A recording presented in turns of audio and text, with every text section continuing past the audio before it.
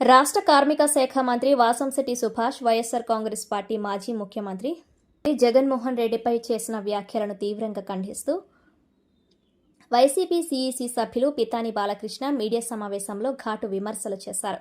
మంత్రి చేసిన వ్యాఖ్యలు ప్రజలను తప్పుదోవ పట్టించే విధంగా ఉన్నాయని, రాష్ట్ర ప్రజలు కూడా వాటిని అసహ్యించుకుంటున్నారని పేర్కొన్నారు.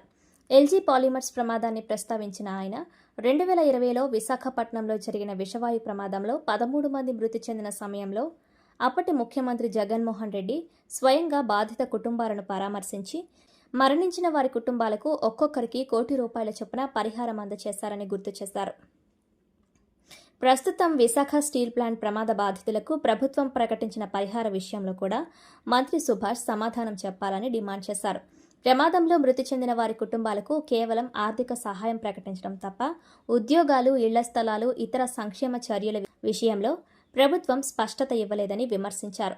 మంత్రి వాసంశెట్టి సుభాష్ తన శాఖ ద్వారా కార్మికుల సంక్షేమం కోసం ఏ కార్యక్రమాలు చేపట్టారో ప్రజలకు వివరించాలని ఆయన సవాల్ విసిరారు. కార్మిక శాఖలో సంక్షేమ కార్యక్రమాలు అమలు కాలేదని ఆరోపించారు. అవినీతి ఆరోపణలు ఎదుర్కొంటున్న మంత్రి సుభాష్ ఇతరులపై విమర్శలు చేయడం తగదని వ్యాఖ్యానించారు. బీసీలకు హామీ ఇచ్చిన పథకాలు, పెన్షన్లు, ఇతర సంక్షేమ కార్యక్రమాలు అమలు కాలేదని ఆరోపించారు. అందరికీ నమస్కారం. మరి ఈరోజు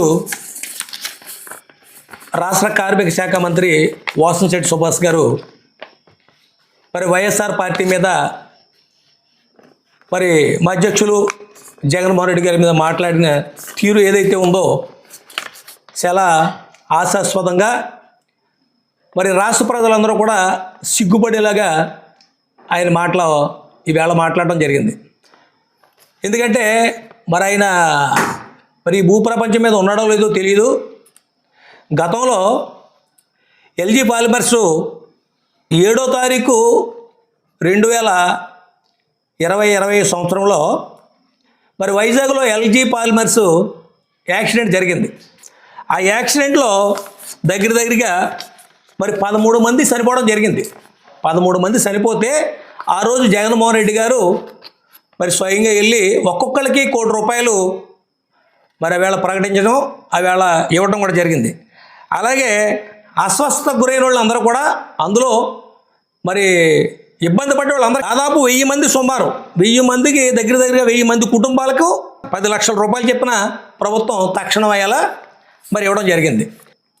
మరి ఈవేళ నువ్వేదో పెద్ద నీతులు చెప్తా ఉన్నావో, ఏదో పెద్ద గొప్ప నాయకుడిలాగా, ప్రపంచ మేధావులాగా చెప్తా ఉన్నావు. ఆ ఏళ్ళ నువ్వు ఏ పార్టీలో ఉన్నావో నువ్వు తెలుసుకో.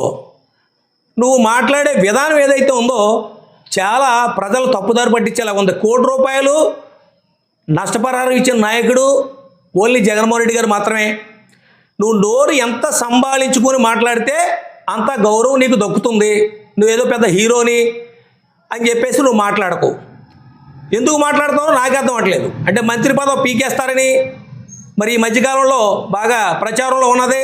ఎందుకంటే మంత్రి తీసేయడం వస్తే మొట్టమొదట వాసంశెట్టి సుభాష్ గారిని తీసేస్తారనేది ఇవాళ మొత్తం ప్రజలందరూ కూడా, అంటే కోనసీమే కాకుండా అందరూ కూడా రాష్ట్ర వ్యాప్తంగా చర్చించుకుంటున్న పరిస్థితి. ఎందుకంటే పూర్తిగా నువ్వు అవినీతిలో కూరుకుపోయావని, మరి ఏదైతే ఈవేళ కార్మిక శాఖ ఉందో ఆ కార్మిక శాఖలో ఎవరికే కూడా ఏ విధమైన మరి సంక్షేమం కానీ ఇంకోటి కానీ ఎక్కడ కూడా ఎవరికి ఏమి చేయలేదని, నువ్వేమైనా చేసింది ఉంటే చెప్పు. అంతే తప్ప నువ్వు చేసింది ఏమైనా ఉంటే చెప్పాలి తప్ప నువ్వేం చేసావని అడగడం అనేది అది నీ మంత్రి పదవికి తగదో. నువ్వేం చేసావో చెప్పు.